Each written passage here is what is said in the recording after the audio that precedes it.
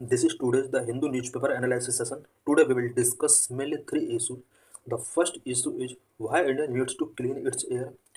The second issue is related to India-China ties, and the third issue is related to population-based delimitation and what are various concerns of southern state related to population-based delimitation.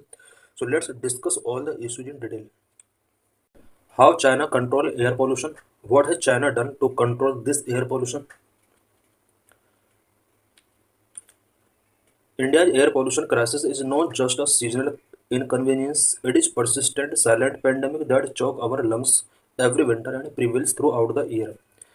India के अंदर जो air pollution है ये सिर्फ एक seasonal inconvenience नहीं है बल्कि ये एक परसिस्टेंट साइलेंट पैंडेमिक जो कि हमारे लंग्स को चॉक कर रहा है स्पेशली विंटर सीजन में या थ्रू आउट द ईयर ये पोल्यूशन कंटिन्यू इंडिया के एटमॉस्फेयर में रहता है hospitals overflow with respiratory cases school shut down cities disappear under layer of smoke and Indian metros regularly top global pollution rankings India में इस air pollution की वजह से हॉस्पिटल्स रेस्पिरेटरी केसेस के साथ ओवरफ्लो हो रहे हैं schools every year shut down होते हैं एंड सिटीज के ऊपर एक स्मोक का लेयर इंडियन सिटीज के अंदर हम देख सकते हैं और इंडिया की जो मेट्रो सिटीज हैं वो ग्लोबल पॉल्यूशन रैंकिंग में टॉप पर रहती हैं ईयरली जो डाटा आता है while initiatives like the National Clean Air Program, Bharat 6, the Pradhan Mantri Ujjwala Yojana, and targeted efforts to phase out coal burning industries in the national capital region mark important progress, the national response remains fragmented and slow moving. India के अंदर air pollution को control करने के लिए बहुत सारे initiatives taking किए गए हैं such as national clean air programme NCAP Bharat 6 प्रधानमंत्री उज्ज्वला योजना ये इनिशिएटिव्स इंडिया के अंदर एयर पोल्यूशन को कंट्रोल करने के लिए लिए गए हैं साथ ही दिल्ली एनसीआर रीजन में कोल कोल बर्निंग इंडस्ट्रीज को यहाँ पर बैन किया गया है Beijing, with a yearly average air quality index of 144, was as polluted in 2015 as Delhi is today. आज दिल्ली में जो पॉल्यूशन लेवल हाई लेवल का है ये पॉल्यूशन लेवल चाइना के अंदर 2015 में हुआ करता था बट चाइना ने वेरियस एफर्ट्स के थ्रू अपने एयर पॉल्यूशन को यहाँ पर कंट्रोल किया है चाइना में 2015 में जहाँ पर एयर क्वालिटी इंडेक्स 144 हुआ करता था वहीं दिल्ली का एवरेज एयर क्वालिटी इंडेक्स 155 है 2024 में रहा है but Beijing has managed to cut its pollution level by one third between 2013-17 China ने 2013-17 के बिटवीन पॉल्यूशन लेवल को वन थर्ड इट मीन 33% तक रिड्यूस किया है Beijing's pollution control program dated back to 1998, which follow various programs termed a war against air pollution. Beijing का जो air pollution control programme की अगर बात की जाए तो ये 1998 से स्टार्ट हुआ और यहाँ पर वेरियस प्रोग्राम एयर पोल्यूशन को कंट्रोल करने के लिए लॉन्च किए गए इन वेरियस प्रोग्राम को कंबाइन यहाँ पर वॉर अगेंस्ट एयर पोल्यूशन का नेम गिवन किया गया why discuss Beijing in the context of Delhi Delhi के कॉन्टेक्स्ट में हम यहाँ पर बीजिंग को डिस्कस क्यों कर रहे हैं बिकॉज चाइना ने पोल्यूशन कंट्रोल के लिए जो मेजर्स टेकिंग किए हैं वही इंडिया को भी उन्हें फॉलो करना चाहिए अगर इंडिया में बिग सिटीज के अंदर एयर पोल्यूशन को कंट्रोल करना है Beijing was polluted before some years as Delhi so if Beijing could manage to control air pollution Delhi can manage कुछ साल पहले तक बीजिंग के अंदर पॉल्यूशन इसी लेवल का था जिस तरह से आज दिल्ली के अंदर एयर पोल्यूशन होता है बट बीजिंग ने एयर पोल्यूशन को कंट्रोल करने के लिए वेरियस मेथड्स फॉलो किए और काफ़ी हद तक तो सक्सेस भी रहा यही वजह है कि बीजिंग का एयर पोल्यूशन 33% तक रिड्यूस हुआ है दिल्ली के अंदर भी अगर इस तरह के मेजर्स को टेकिंग किया जाता है तो दिल्ली के अंदर भी एयर पोल्यूशन को कंट्रोल किया जा सकता है there are many similarities between Beijing in 2013 and Delhi today आज दिल्ली के अंदर जो सिचुएशन है और बीजिंग के अंदर 2013 में जो सिचुएशन थी पोल्यूशन के मामले में इसमें काफ़ी सिमिलरिटीज हैं चार to compare the sources of pollution for the two cities Beijing and Delhi के अंदर पोल्यूशन के सोर्स क्या क्या है और बीजिंग में उस टाइम पर क्या सोर्स रहे थे आज दिल्ली के अंदर पोल्यूशन के क्या क्या सोर्सेज हैं हम देख सकते हैं यहाँ पर एक चार्ट गिवन है चार्ट तो PM 2.5 source apportion for Beijing and Delhi Beijing में 2.5 PM 2.5 के सोर्स क्या थे 2013 में एंड दिल्ली के अंदर PM 2.5 के 2023 में क्या क्या सोर्स रहे हैं हम देख सकते हैं मोटर व्हीकल के द्वारा होने वाला जो पोल्यूशन है, स्पेशली PM 2.5 का रोल बीजिंग सिटी के अंदर 35% है, वहीं दिल्ली के अंदर 59% है। इट मीन्स दिल्ली और बीजिंग के अंदर जो सबसे बड़ा डिफरेंस है इन सिटीज के PM 2.5 लेवल को इंक्रीज करने में, मोटर व्हीकल का रोल बीजिंग में उतना नहीं है जितना कि दिल्ली के अंदर है। इट मीन्स यहाँ पर डबल मोटर व्हीकल का जो रोल है वो बीजिंग के कंपेयर में दिल्ली में डबल है। कोल फॉजिल फ्यूल यूजेज 22%, 20%, दोनों ही सिटीज़ के अंदर PM 2.5 को इंक्रीज करने में कोल फॉजिल फ्यूल यूजेज का रोल इक्वल है।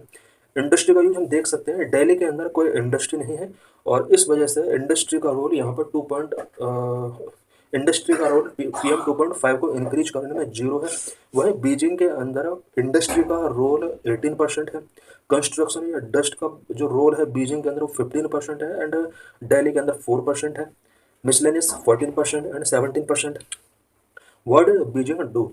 बीजिंग ने ऐसा क्या किया है कि बीजिंग में एयर पोल्यूशन को कंट्रोल किया जा सका। Beijing's 20 year anti pollution programme can be divided into 3 phases. Beijing के अंदर जो ये एंटी पोल्यूशन प्रोग्राम रहा है 20 ईयर का प्रोग्राम रहा है मेनली ये, इसको 3 फेजेस में यहाँ पर डिवाइड किया जा सकता है। 1998 से 208 यानी कि स्टार्टिंग का 10 ईयर, 2009 से 14 यानी कि लगभग 3 ईयर का टाइम पीरियड, 2013 to 17 यानी कि यहाँ पर ये 4 ईयर का टाइम पीरियड है। और यहाँ पर इस तरह से 20 ईयर के टाइम फ्रेम वर्क के अंदर बीजिंग में एयर पोल्यूशन को कंट्रोल किया गया। China follow careful and slowly built a plan with people's participation which was run autonomously by local government of Beijing. China ने careful and slowly build up plan follow किया और इस plan में people का participation को top पर रखा गया और पीपल का जो पार्टिसिपेशन यहाँ पर इंश्योर किया गया वो बीजिंग की लोकल गवर्नमेंट स्पेशली ऑटोनोमसली तरीके से यहाँ पर पीपल के पार्टिसिपेशन को इंश्योर किया गया। इट मीन्स चाइना के अंदर बीजिंग में एयर पोल्यूशन को कंट्रोल करने के लिए यहाँ पर पीपल के पार्टिसिपेशन पर फोकस किया गया। दिल्ली को भी चाहिए कि पीपल के पार्टिसिपेशन को यहाँ पर बढ़ाया जाए। Sources of pollution in Beijing were broadly identified as number 1 energy structure and coal combustion, number 2 transportation structures, number 3 construction and industrial structures, regional cooperation, financial investment. Number 1 energy structures and coal combustion controlling 22% to PM 2.5. China के अंदर energy structure and coal combustion structures पर focus किया गया और PM 2.5 को reduce करने के लिए energy structure and coal combustion structure का जो रोल रहा है वो 22% रहा है। For the source 3 step were taken: ultra low emission renovation, clean energy alternatives in power plants, renovation of coal fired boilers, elimination of civil bulk coal consumption use for residential heating. Energy structures and coal combustion structures के लिए यहाँ पर 3 steps taking किए गए। Ultra low emission renovation किया गया, clean energy alternatives in power plant में clean energy alternatives को यहाँ पर प्लेस गिवन किया गया। Renovation of coal fired boilers, elimination of civil bulk coal consumption use for residential heating. Residential heating के लिए जो कोल कंजप्शन यूज किया जाता था इसको एलिमिनेट किया गया। ट्रांसपोर्टेशन स्ट्रक्चर्स 30% रोल रहा है PM 2.5 को रिड्यूस करने में। For transportation structures, the government first retrofitted car and public services vehicle with diesel particulate filters and gradually tightened emission standard. Transportation structures के लिए गवर्नमेंट ने car and public service vehicles को पहले retrofitted किया, specially diesel particulate filter के साथ इसको retrofitted किया गया। इट मीन्स बीजिंग के अंदर जितने भी कार रन करते थे या पब्लिक सर्विसेज व्हीकल जितने भी वर्क करते थे इन सभी व्हीकल्स को डीजल पार्टिकुलेट फिल्टर DPF के साथ रेट्रोफिटेड किया गया। उसके बाद एमिशन स्टैंडर्ड को ग्रेजुअली टाइटन किया गया। Then it went for scrapping through subsidy instead of degree of yellow label vehicles, heavy pollutant emitting vehicles. बाद में इन व्हीकल्स को जो ओल्ड व्हीकल्स हैं मेनली इनको स्क्रैपिंग किया गया और स्क्रैपिंग करने का जो प्रोसेस इसने फॉलो किया वो किसी डिग्री के थ्रू स्क्रैपिंग नहीं किया बल्कि सब्सिडीज के थ्रू ओल्ड व्हीकल्स को स्क्रैपिंग किया गया।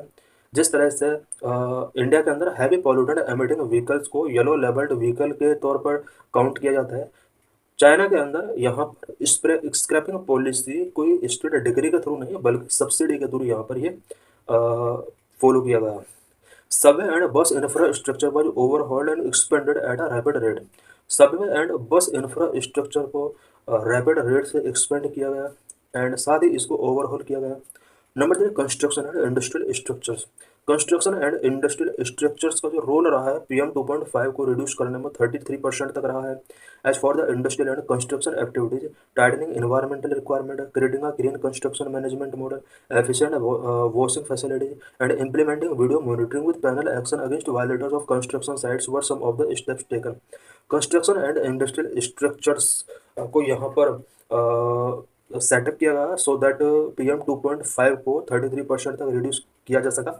यहाँ पर एनवायरमेंटल रिक्वायरमेंट जो भी थे रूल्स को टाइटन किया गया और साथ ही वीडियो मॉनिटरिंग के थ्रू यहाँ पर एक्शन टेकन किया गया है कि कहाँ कहाँ पर रूल एंड रेगुलेशन का वायलेशन हो रहा है। Number 4, regional cooperation. The last leg of the plan 2013 to 17 यानी 2013-74 ईयर्स का जो लास्ट टाइम पीरियड था, यहाँ पर रीजनल कॉपरेशन को इंक्रीज किया गया, specially focused on the need for regional cooperation coming together to roll out a collective plan for reducing ambient pollution in the region. Beijing region के अंदर pollution को reduce करने के लिए यहाँ पर कलेक्टिव प्लान के अंडर रीजनल कॉपरेशन को इम्पोर्टेंस दिया गया। This cooperation had a remarkable effect in reducing the level of pollution. Pollution को रिड्यूस करने के लिए कॉपरेशन को यहाँ पर बूस्ट किया गया। Number 5, financial investment. The single most important factor in Beijing achieving its goal apart from planning was the financial investment that the government committed to. China के अंदर जो सबसे इम्पोर्टेंट फैक्टर रहा है यहाँ के एयर पोल्यूशन को कंट्रोल करने में, वैसे तो बहुत सारे प्लानिंग के साथ इसको रिड्यूस किया गया, बट प्लानिंग से भी जो इम्पोर्टेंट चीज़ रहा है वो गवर्नमेंट का फाइनेंशियल इन्वेस्टमेंट के प्रति कमिटमेंट रहा है। इट मीन्स यहाँ पर फाइनेंशियल कमिटमेंट, फाइनेंशियल इन्वेस्टमेंट के प्रति गवर्नमेंट ने कमिटमेंट दिखाया है। दिल्ली को भी चाहिए कि एयर पोल्यूशन को कंट्रोल करने के लिए यहाँ पर फाइनेंशियल इन्वेस्टमेंट को बूस्ट किया जाना चाहिए। What did Beijing achieve and how? Beijing ने इन सभी इनिशिएटिव्स के थ्रू क्या अचीव किया और किस तरह से अचीव किया?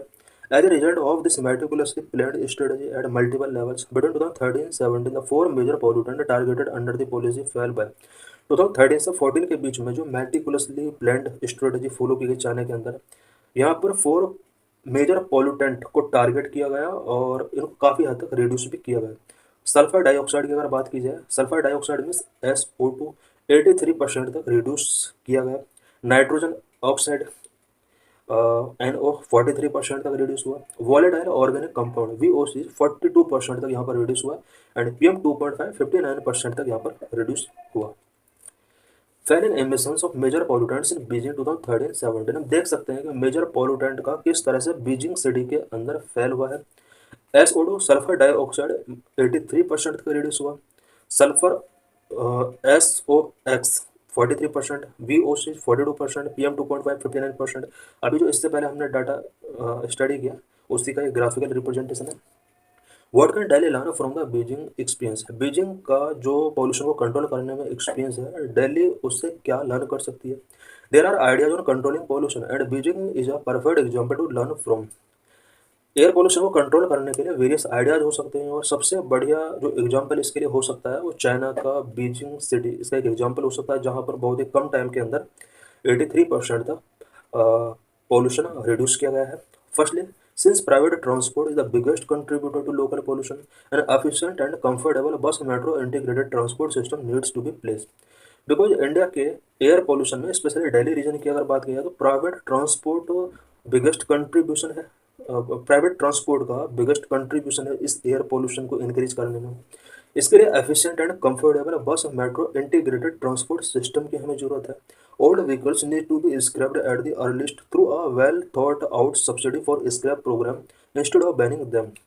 इंडिया को चाहिए कि ओल्ड व्हीकल्स को इमीडिएटली बैन करने की जगह सब्सिडी बेस पर इन्हें स्क्रैपिंग किया जाना चाहिए। Second, Delhi electricity still supplied primarily through coal fired plant. Delhi के अंदर जो इलेक्ट्रिसिटी सप्लाई की जाती है वो बेसिकली कोल फायर्ड प्लांट के थ्रू यहाँ पर सप्लाई की जाती है। The energy system needs a serious overhaul both from the side of supply and demand. Energy system को सीरियसली ओवरहॉल करना होगा और इसके लिए सप्लाई एंड डिमांड साइड दोनों पर फोकस करना होगा। Subsiding solar roof top and connecting it to the grid with electricity bill discount could be one such step in this regard. इसके रिगार्ड में सब्सिडिंग सोलर रूफ टॉप हमें establish करने होंगे और इसको इलेक्ट्रिसिटी बिल डिस्काउंट के साथ इसको कनेक्ट करना होगा। इट मीन्स यहाँ पर सोलर रूफ टॉप जो होगा पीपल के हाउस के रूफ पर, इसको हाउस में लगने वाले इलेक्ट्रिसिटी मीटर से कनेक्ट करना होगा और उस मीटर में सब्सिडी का प्रोविज़न करना होगा। इससे क्या होगा कि ज़्यादा से ज़्यादा लोग सोलर रूफ टॉप इंस्टॉल करेंगे। Third, much like the Beijing plan Delhi needs to coordinate with neighbouring region. जिस तरह से बीजिंग ने नेबरिंग रीजन के साथ कोऑर्डिनेट किया, इंडिया में दिल्ली को भी चाहिए कि नेबरिंग रीजन के साथ कोऑर्डिनेट करे एंड एयर पोल्यूशन को रिड्यूस करने में अपना रोल प्ले करे। सच a step may work in their collective interest. Fourth, the people of Delhi need to fight for the right to clean air and hold the government accountable instead of normalizing poor air quality index. Delhi के people को चाहिए कि वो right to clean air के लिए fight करें, साथ ही government को अगर एयर पोल्यूशन होता है तो गवर्नमेंट को अकाउंटेबल यहाँ पर होल्ड किया जाए। This change in attitude itself may go a long way in building pressure on the government. People का एटीट्यूड अगर इस तरह का होगा कि वो राइट टू क्लीन एयर के लिए फाइट करें तो इससे गवर्नमेंट के ऊपर प्रेशर बिल्ड किया जा सकता है और एयर पोल्यूशन को रिड्यूस करने में काफ़ी हद तक इनिशिएटिव्स टेकिंग किया जा सकते हैं। In this article we will discuss India China relations. Why news yesterday April 1 was the 75th anniversary of the establishment of diplomatic relations between China and India। अप्रैल 1 जिसको चाइना इंडिया डिप्लोमेटिक रिलेशन का 75th anniversary के तौर पर celebrate किया गया। It means April 1 को यहाँ पर चाइना और इंडिया के बीच के डिप्लोमेटिक रिलेशंस को 75 ईयर हो चुके हैं। Despite the ups and downs, China India relations have always surged forward. Ups and down के बावजूद भी चाइना और इंडिया के रिलेशंस कंटिन्यू फॉरवर्ड सर्ज हुए हैं।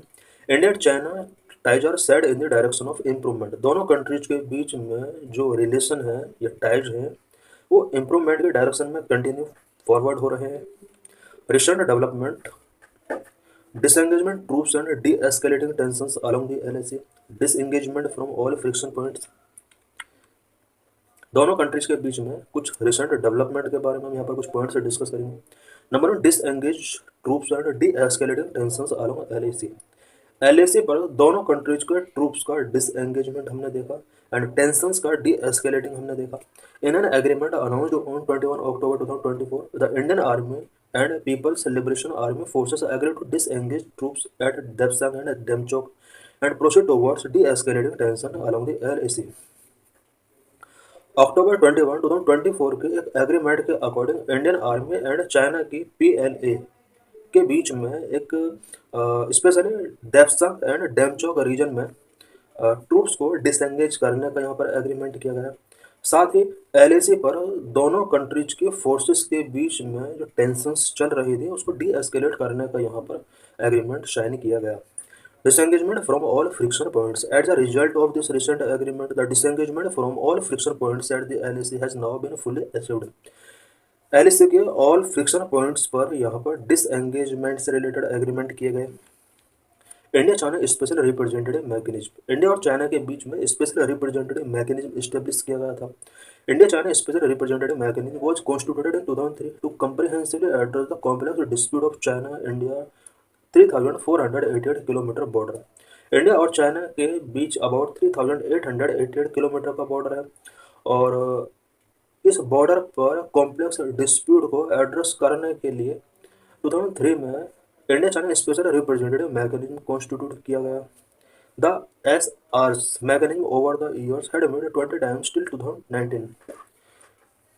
स्पेशल रिप्रेजेंटेटिव मैकेनिज्म के अंडर 2019 तक टोटल 22 मीटिंग हेल्ड की गई। Recently the special representative from both sides met after 5 years December 2024। 5 year के बाद दिसंबर 2024 में स्पेशल रिप्रेजेंटेटिव का जो मीटिंग हुआ है दोनों कंट्रीज के बीच में, वो एक इम्पोर्टेंट इस एस्केलेशन को कम करने के लिए या टेंशन है दोनों कंट्रीज के बीच में उसको कम करने के लिए एक इम्पोर्टेंट मीटिंग रहा है।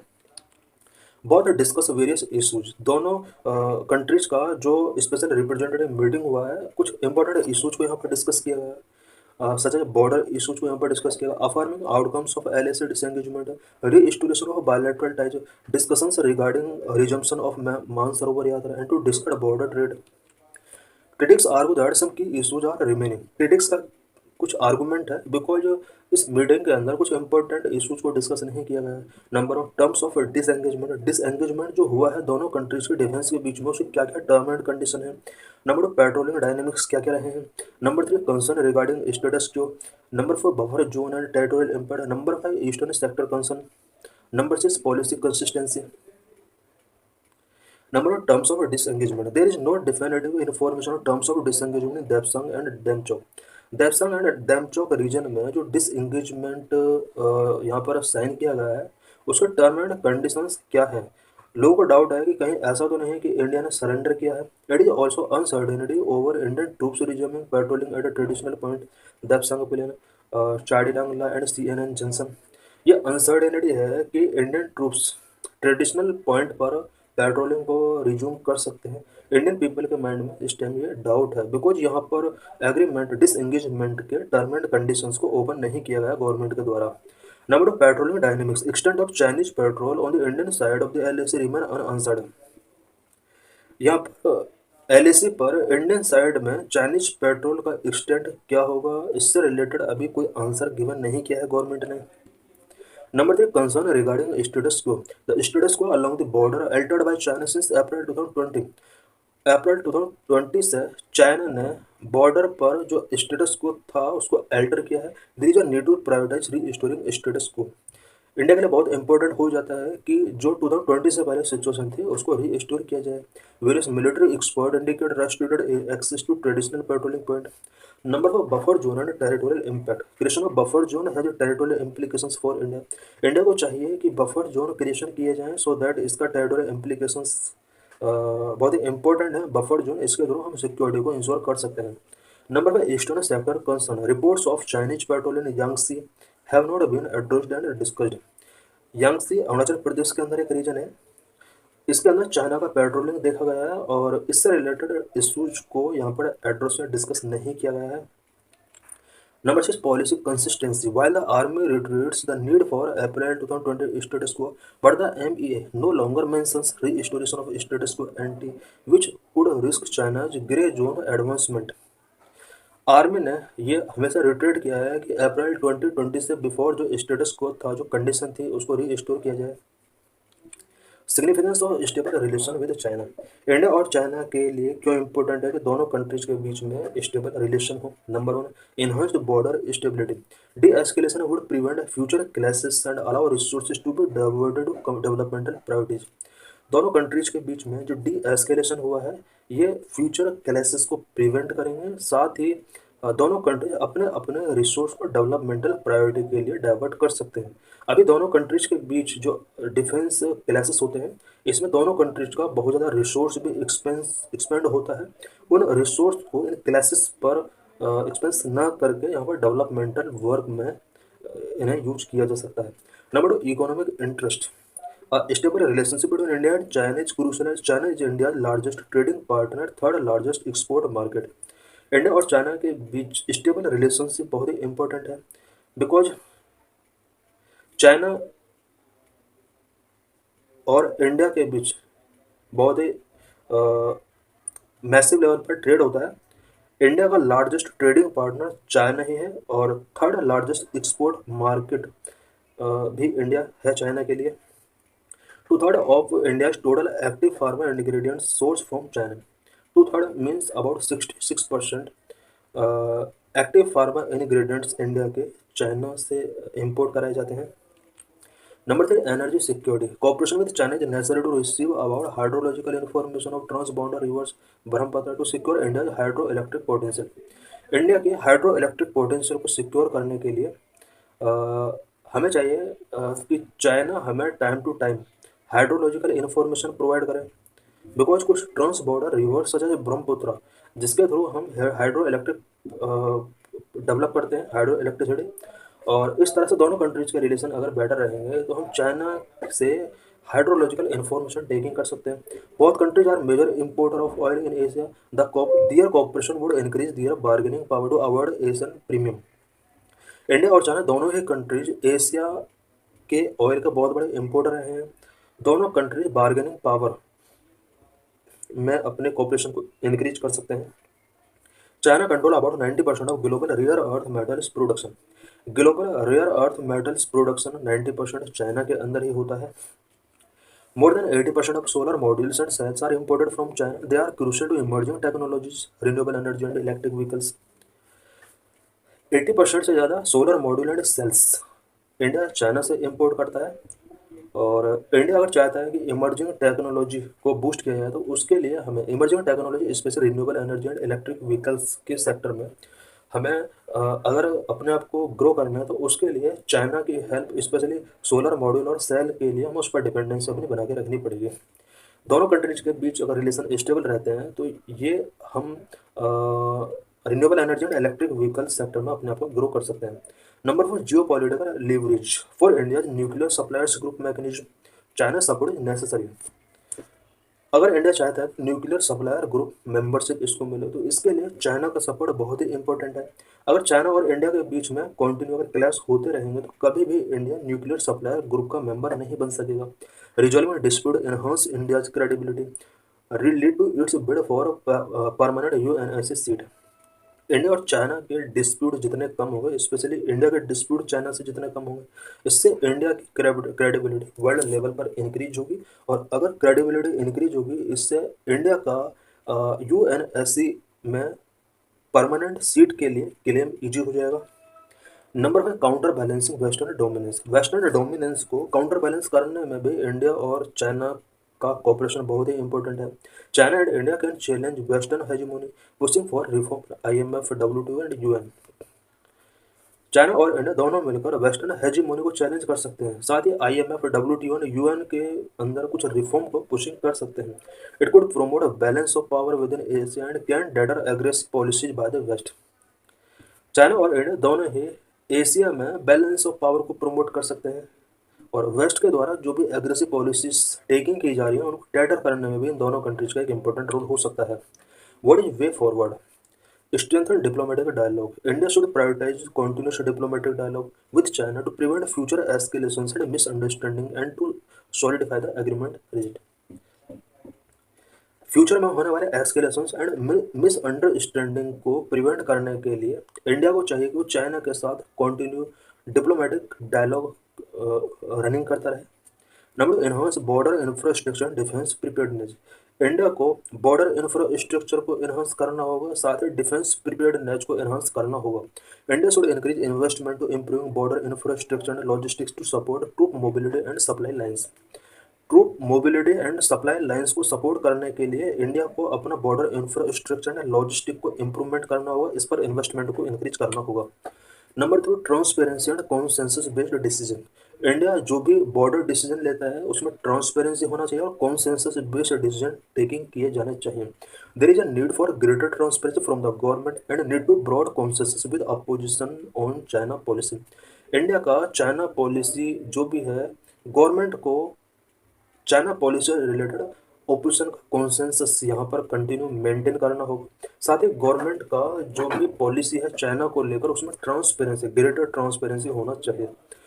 Number 4, respect consistent position. India's consistent position is that the maintenance of peace and transport on border area is prerequisite for the development of our ties which needs to be conveyed with China.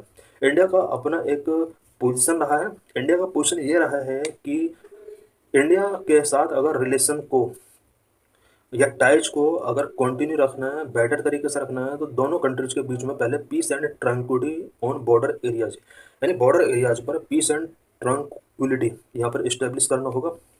और इस principal को China के साथ India को share करना चाहिए। It means India को चाहिए कि चाइना को वो बताए कि अगर हमें अपने टाइज को स्ट्रॉन्ग करना है तो पहले बॉर्डर एरियाज के अंदर हमें पीस इस्टेब्लिश करना होगा।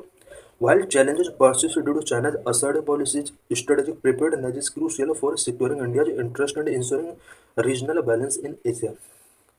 बिकॉज चाइना का असर्टिव पॉलिसीज की वजह से यहाँ पर बहुत सारे चैलेंजेस परसिस्ट हैं और इंडिया को चाहिए कि अपना स्ट्रेटेजिक प्रिपेयर्डनेस मेंटेन करके रखे सो दैट एशिया के अंदर रीजनल बैलेंस को इंश्योर किया जा सके.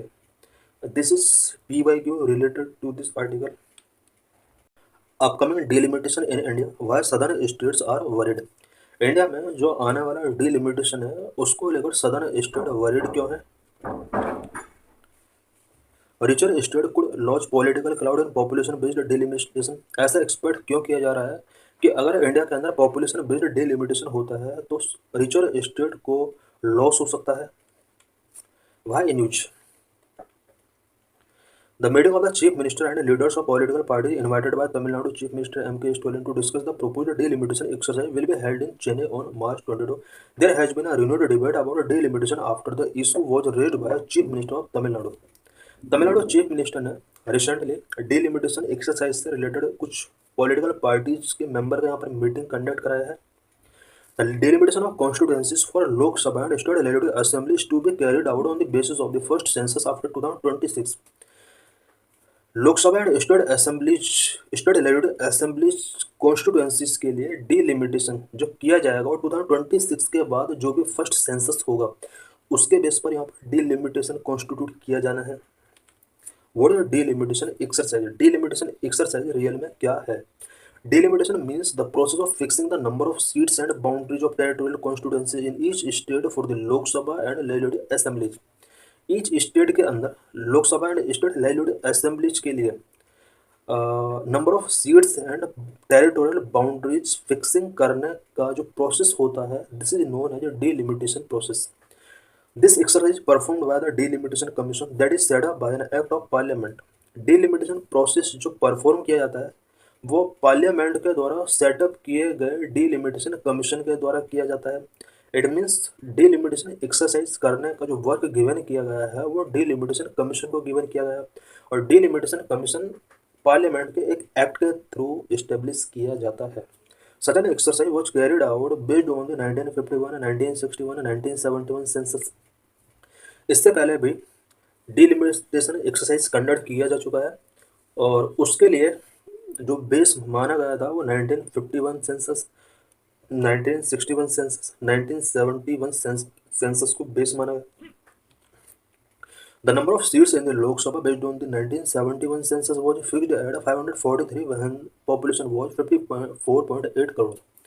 लोकसभा में प्रेजेंट में जो नंबर ऑफ सीट्स हैं इन सीट को 91 सेंसस के बेस पर 543 फिक्स किया गया है. उस टाइम पर यानी 1971 में इंडिया का पॉपुलेशन 54.8 करोड़ हुआ करता था. However, since then it has been frozen in order to encourage population control measures.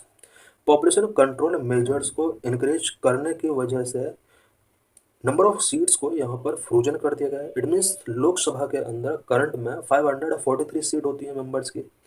इस सीट को यहाँ पर फिक्स कर दिया गया इस नंबर को so that population control measures taking किए जा सके. This number is to be readjusted based on the first census after 2026. 2026 के बाद जो भी फर्स्ट सेंसस कराया जाएगा इस नंबर को री एडजस्ट किया जा सकता है. As the 2021 census that was originally postponed due to COVID-19 is yet to commence, there have been debates linking it to the ensuing delimitation. COVID-19 की वजह 2021 में डिलिमिटेशन सेंसस नहीं कराया जा सका और यही वजह है कि सेंसस ना कराने की वजह से डिलिमिटेशन पेंडिंग पड़ा हुआ है. What are the constitutional provision regarding delimitation in India? India में delimitation से रिलेटेड कॉन्स्टिट्यूशनल प्रोविजन क्या क्या है. Article 82 and article 170 of constitution empower the parliament to readjust the allocation of seats in Lok Sabha and legislative assemblies of state respectively after every census. Constitution का article 82 and 170 के अंदर parliament को ये power दी गई है कि वो लोकसभा के लिए सीट्स का एलोकेशन एंड लेजिस्लेटिव असेंबलीज के लिए सीट्स का एलोकेशन कर सकती है. यानी आर्टिकल 82 के अंदर आर्टिकल 82 के अंदर लोकसभा के लिए सीट्स का एलोकेशन री एडजस्ट करने की पावर पार्लियामेंट को दी गई है. एंड आर्टिकल 170 के अंदर स्टेट लेजिस्लेटिव असेंबलीज के लिए सीट्स का एलोकेशन रीएडजस्ट करने की पावर यहाँ पर पार्लियामेंट को गिवन की गई है, और ऐसा एवरी सेंसस के बाद किया जाएगा, ये भी प्रोविजन है। Parliament enact a Delimitation Commission Act, and an independent high-powered panel which known as the Delimitation Commission is constituted to carry out the exercise of delimitation. किसी भी डिलिमिटेशन एक्सरसाइज को कैरी आउट करने के लिए delimitation commission constitute किया जाता है। Delimitation commission एक इंडिपेंडेंट हाई पावर्ड पैनल होता है जिसको डिलिमिटेशन कमीशन एक्ट, जो कि पार्लियामेंट के द्वारा इनेक्ट किया जाता है, इसके अंडर ये सेटअप किया जाता है। Till now, Parliament has enacted 4 times Delimitation Commission Act in 1952, 1962, 1972 and 2002 for this purpose. अभी तक पार्लियामेंट ने 4 टाइम डिलिमिटेशन एक्ट पास किया है, जिसमें 1952 पहली बार डिलिमिटेशन कमीशन एक्ट पास किया गया। इसके बाद 1962, 1972 and 2002 4 bar delimitation commission act parliament के द्वारा अभी तक सेटअप किया गया। There was no Delimitation Commission Act after 1981 and 1991 census. India में 1981 में जो सेंसस हुआ एंड 1991 में जो सेंसस हुआ, इसके बाद इंडिया में डिलिमिटेशन कमीशन सेटअप नहीं किया जा सका। हमने इससे पहले देखा कि इंडिया में 1951, 61, 71 के सेंसस कराए गए थे। इन सेंसस के अंडर डिलिमिटेशन कमीशन पार्लियामेंट के अंदर पास किया गया, बट 1981, 91 के बाद जो सेंसस कराया गया, इसके बाद डिलिमिटेशन कमीशन यहाँ पर स्पेशली एक्ट पास नहीं किया गया पार्लियामेंट से। करंट डिलिमिटेशन ऑफ कॉन्स्टिट्यूएंसी, इससे पहले हम देख सकते हैं यहाँ पर कि 2002 में भी डिलिमिटेशन एक्ट पार्लियामेंट के द्वारा पास किया जा चुका है, यानी 4 टाइम डिलिमिटेशन कमीशन एक्ट पास किया जा चुका है, और सेंसस एवरी 10 ईयर में कंटिन्यू हो ही रहा है। 2021 को छोड़ दिया जाए अगर। Current delimitation of constituencies has been done on the basis of 2001 census data under the provision of Delimitation Commission Act 2002. Current delimitation of constituencies, it means constituencies का जो current delimitation चल रहा है वो 2001 के सेंसस के बेस पर अभी भी कंटिन्यू चल रहा है, जो कि डिलिमिटेशन कमीशन एक्ट 2002 के अंदर प्रोविजन किया गया है। It means delimitation commission act, इससे 1 साल पहले सेंसस कराया गया 2001 में। डिलिमिटेशन कमीशन एक्ट 2002 के अंदर एक प्रोविजन किया गया है कि जो आने वाले 2026 तक जो कॉन्स्टिट्यूएंसीज का डिलिमिटेशन होगा वो 2001 सेंसस के बेस पर ही कंटिन्यू रहेगा। इट मीन 25 ईयर के लिए फिक्स कर दिया गया। अब 26 के बाद नेक्स्ट डिलिमिटेशन कमीशन सेंसस के बाद कंडक्ट करा जाएगा। Article 330 and Article 332 of the Constitution provide for refixing the number of seats reserved for SC and ST in Lok Sabha and State Legislative Assemblies for the state on the basis on the 2001 census.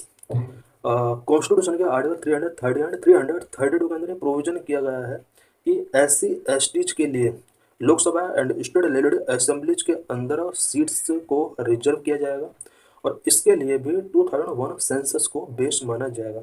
It means ST SCs के लिए लोकसभा में number of seats का reservation है article 330 के अंदर, and state legislative assemblies के अंदर SC STs को 332 आर्टिकल के अंदर रिजर्वेशन का प्रोविजन है। What is delimitation commission? Delimitation commission क्या होता है? Delimitation commission is high powered committee with the task of drawing and redrawing of the boundaries of different constituencies for state assembly and Lok Sabha elections. एक ही state के अंदर Lok Sabha election and state legislative assemblies के लिए यहाँ पर बाउंड्रीज का drawing या रीड्राइंग करने का जो टास्क गिवन किया जाता है वो डिलिमिटेशन कमीशन को गिवन किया जाता है, जो कि एक हाई पावर्ड कमेटी है appointed by president and work in collaboration with the election commission. Delimitation commission जो इस्टेब्लिश किया जाता है या अपॉइंट किया जाता है, स्पेशली इसको अपॉइंट किया जाता है प्रेसिडेंट के द्वारा, इसको अपॉइंट किया जाता है, and election commission of India के कोलैबोरेशन के साथ इसको वर्क करना होता है। The commission consist of, delimitation commission के अंदर कौन कौन कंसिस्ट होते हैं? चेयरपर्सन, रिटायर्ड और वर्किंग सुप्रीम कोर्ट जज। डिलिमिटेशन कमीशन का जो चेयरपर्सन होता है वो रिटायर्ड और वर्किंग सुप्रीम कोर्ट जज इसका चेयरमैन होता है। इलेक्शन कमिश्नर इसका मेंबर होता है। कंसर्न स्टेट इलेक्शन कमिश्नर इसके मेंबर होते हैं। इट मीन्स डिलिमिटेशन कमीशन के अंदर 3 मेंबर होते हैं, जिसमें चेयरमैन, वर्किंग और रिटायर्ड सुप्रीम कोर्ट जज, इलेक्शन कमीशन भी इसका मेंबर होते हैं, और साथ में कंसर्न स्टेट इलेक्शन कमिश्नर भी इसका मेंबर होते हैं। The commission's order have the force of law and can't be called in question before any law. Commission का जो भी ऑर्डर होता है वो फोर्स ऑफ लॉ यानी लॉ एक तरह से लॉ ही है वो, और उसको किसी भी कोर्ट के बिफोर क्वेश्चन नहीं किया जा सकता। The commission's order are laid before the Lok Sabha and the legislative assembly is concerned but they can't effect any change in the order. Delimitation commission के जो भी ऑर्डर होते हैं उन्हें लोकसभा के बिफोर रखा जाता है, स्टेट असेंबलीज के बिफोर रखा जाता है। इनके अंदर कोई भी changes Lok Sabha state legislative assemblies नहीं कर सकती है। What are the issues current में डिलिमिटेशन से रिलेटेड क्या क्या इशूज हैं, या सदर्न स्टेट का नेक्स्ट सेंसस को लेकर है, डिलिमिटेशन को लेकर क्या क्या इशूज हैं।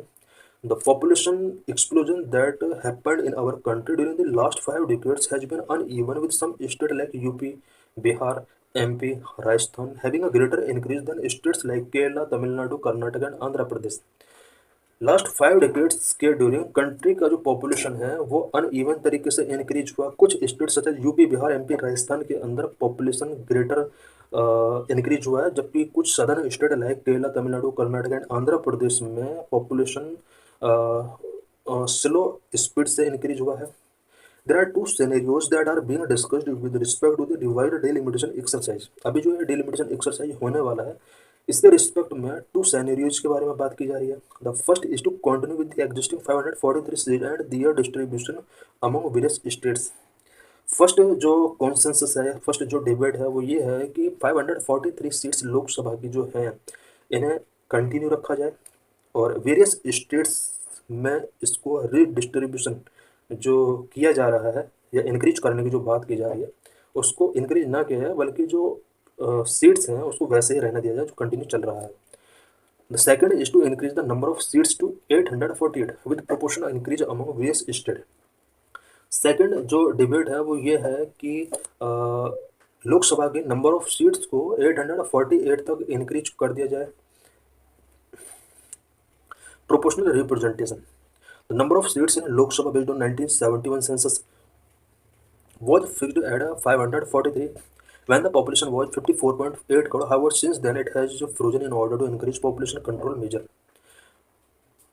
91 सेंसस के बेस पर लोकसभा की सीट्स को, नंबर ऑफ सीट्स को फिक्स कर दिया गया है। 1971 में जहां इंडिया की पॉपुलेशन 54.8 करोड़ हुआ करती थी, अब पॉपुलेशन डबल से भी ज़्यादा हो चुका है। अभी डिमांड की जा रही है कि लोकसभा के नंबर ऑफ सीट्स को इंक्रीज किया जाए। 1971 में नंबर ऑफ सीट्स को फ्रोजन करने का जो मेन रीज़न था वो ये था कि पॉपुलेशन कंट्रोल मेजर्स इंडिया में टेकिंग किए जाएँ।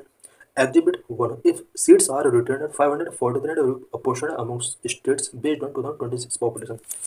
अगर इंडिया की लोकसभा में 543 सीट्स को रिटेन करके रखा जाता है एंड 2026 के पॉपुलेशन के बेस पर स्टेट्स के बीच में अगर रीअपोर्शन किया जाता है तो क्या क्या चेंज होंगे। जैसे यूपी का लोकसभा में 80 सीट्स, ऐसा एक्सपेक्ट किया जा रहा है कि यूपी में 91 सीट तक यहाँ पर हो सकता है, 11 का यहाँ पर इंक्रीज हो सकता है। बिहार 40 है, 50 हो सकता है। राजस्थान 25 से 31 हो सकता है। हम देख सकते हैं कुछ स्टेट में यहाँ पर कुछ सीट्स डाउन हो सकते हैं। If the number of seats is increase to 848 based on the 2026 population, तो कितना इंक्रीज हो सकता है।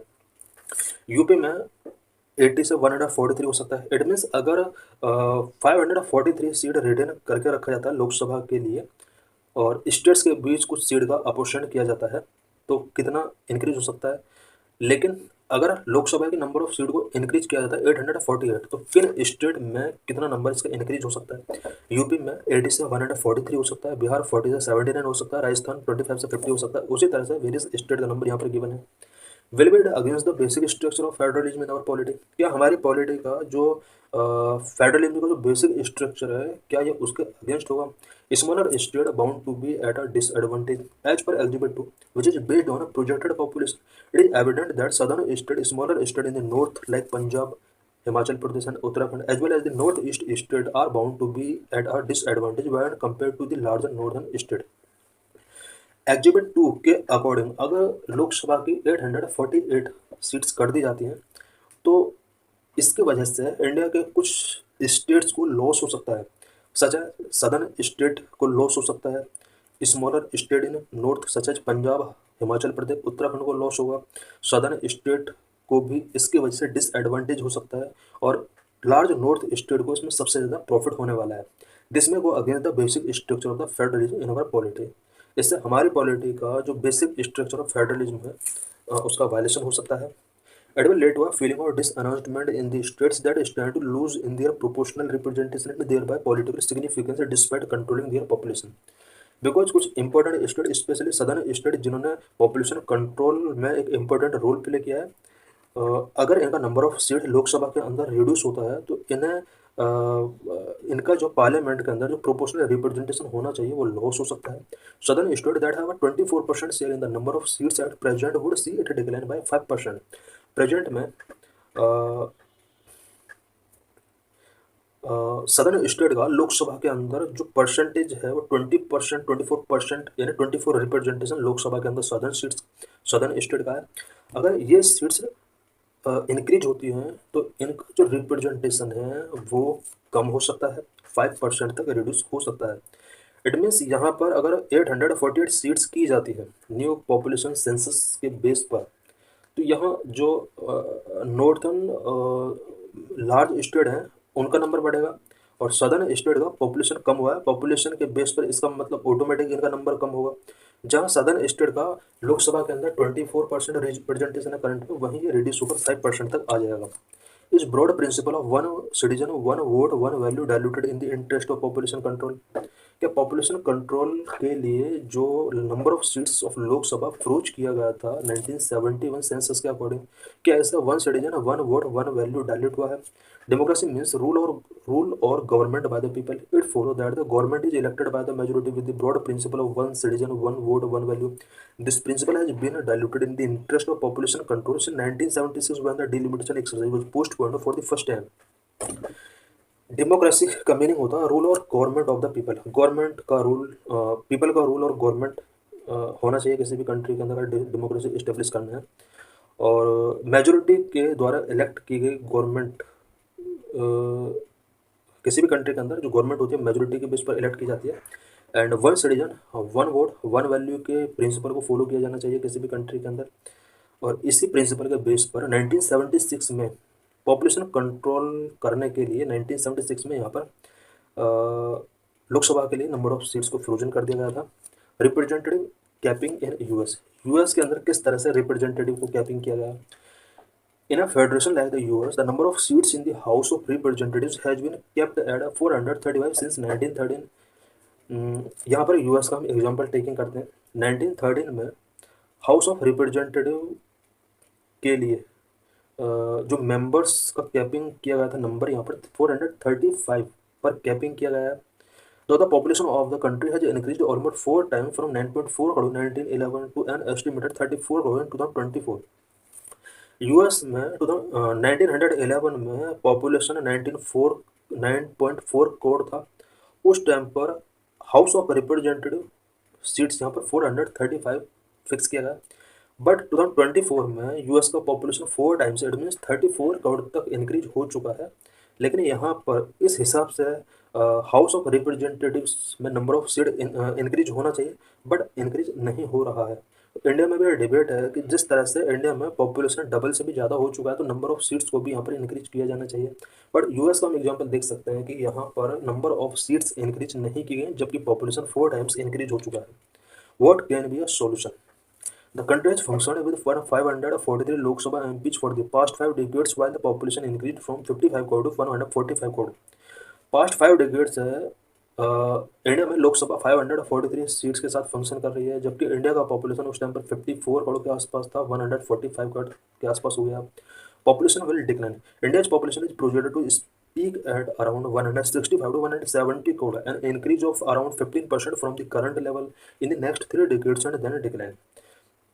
ऐसा एक्सपेक्ट किया जा रहा है कि करंट लेवल से इंडिया का पॉपुलेशन नेक्स्ट 3 डिकेड्स में 15% तक इंक्रीज हो सकता है। करंट में 145 करोड़ पॉपुलेशन है, 165 से 170 करोड़ तक ये पॉपुलेशन इंक्रीज होगा, उसके बाद ये डिक्लाइन हो सकता है, ऐसा एक्सपेक्ट किया जा रहा है। May be capped at the existing number consider the above factors the 543 MPs in Lok Sabha may be capped at the existing number. जब ये एक्सपेक्ट किया जा रहा है कि आने वाले 3 डिकेड्स में या 3 डिकेड्स के बाद पॉपुलेशन डिक्लाइन होगा तो यहाँ पर 543 सीट्स लोकसभा के लिए फिक्स की जाएँ, ये भी एक इम्पोर्टेंट फैक्टर हो जाता है, और एग्जिस्टिंग नंबर को यहाँ पर कैप कर देना चाहिए। It will ensure status in the representation from various states and uphold the federal principle. The MPs and leaders of both regional and national political parties from the south, smaller states in north and northeastern states should consider in their responsibility to demand such a cap from the parliament or in order to protect the political interest of the regions they represent.